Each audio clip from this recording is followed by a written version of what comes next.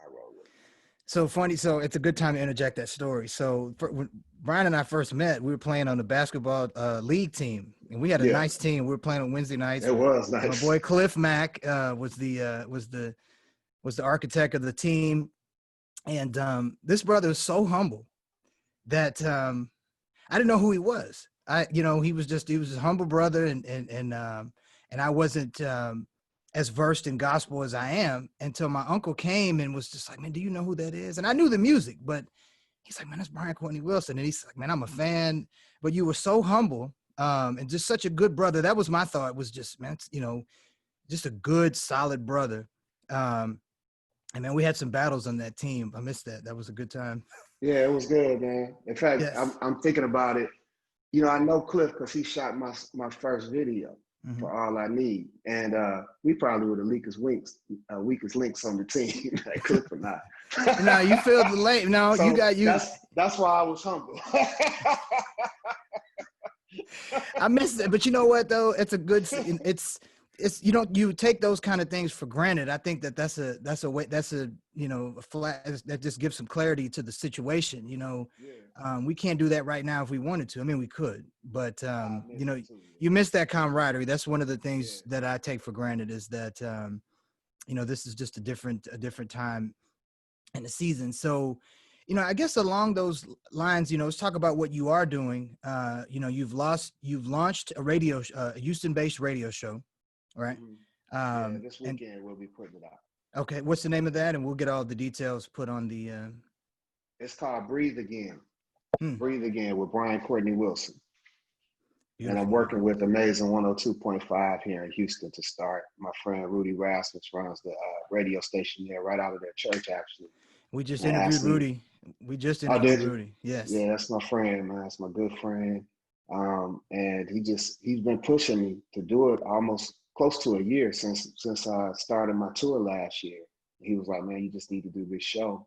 And I have found the time to sit down and try to put it together. So the point of the show is just what I've been acutely aware of since the quarantine is just how fragile a breath is. And not only is it fragile, but it's also a gift. We haven't earned it. It was given to us. Amen. And it's so easy to take for granted. But just over the last year or so, I've just been thinking about breath, breathing, how it affects your singing, how it affects your mind, if you're not intentional about thinking about it and doing it correctly, and how you can really let anxiety creep in if you're worried about losing it. And I think the best way to live your life is to just breathe again, man. Trust that you can breathe again. And beyond that, okay, if I'm sure now, maybe I can help somebody else breathe again too. And so that's the spirit behind the show. And so this was pre-George Floyd, before, I Can't Breathe. You were already thinking about, breathing again. Yeah. Real big, man. I was. Nice. I was real big. But see, the thing, even about George Floyd, it heightened our awareness, but George Floyd wasn't the first person to have to say that. You know what I mean? Eric Garner could yeah, exactly. Exactly.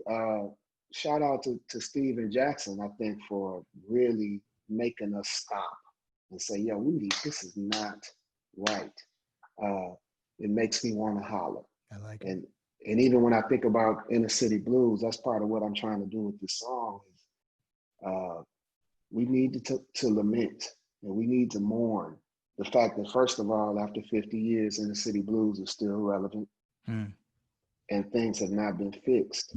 And I think that we can mobilize and move forward and still mourn, and still make people have to reckon with our grief, make people still have to reckon with the anguish that has not been repaired.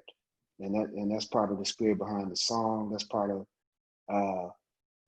what I'm saying with Breathe Again. It's like, yo, man, I want to be free to breathe again.